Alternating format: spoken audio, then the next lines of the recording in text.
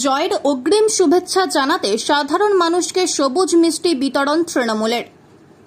আগাম জয় এর শুভেচ্ছা জানাতে সাধারণ মানুষকে সবুজ মিষ্টি বিতরণ তৃণমূল নেতৃত্বর।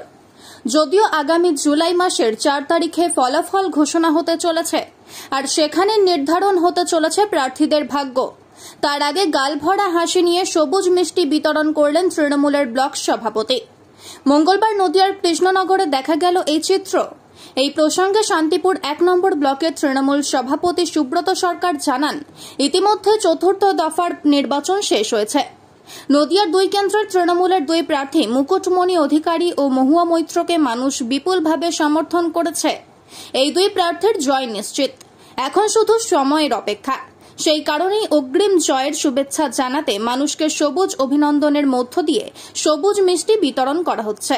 বাংলার জননেত্রী মমতা বন্দ্যোপাধ্যায়ের আদর্শকে সামনে রেখে তৃণমূল কংগ্রেস কর্মীরা মানুষের কাছে দাবি রেখেছিলেন মামাটি মানুষের প্রার্থী কৃষ্ণনগরে আমার দিদি মহুয়া মৈত্র এবং রানাঘাট কেন্দ্রে আমার শ্রদ্ধেয় নেতা মুকুটমণি অধিকারীকে মানুষ বিপুল ভোটে সমর্থন করেছে।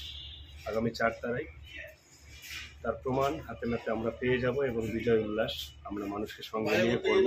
উন্নয়ন, সমৃদ্ধি, সুশাসনের লক্ষ্যে এগিয়ে যাব আমরা।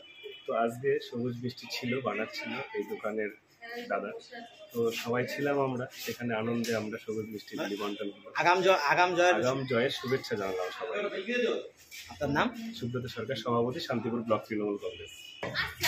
ওই যে নিয়ে যা হয়ে গেছে, সবাইকে দিচ্ছে দিদি।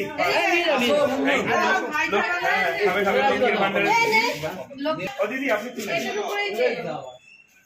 Thank you. একটা মিষ্টি নাও না, তৃণমূল কংগ্রেসের তুমি এত বড় ভক্ত, ফ্যান ফলোয়ার। আনন্দ মোহন বিশ্বাসের মানুষ তোমরা। জাতীয়তাবাদী সবুজ অভিনন্দন। নদিয়া থেকে মাধব দেবনাথের রিপোর্ট, TV20 বাংলা।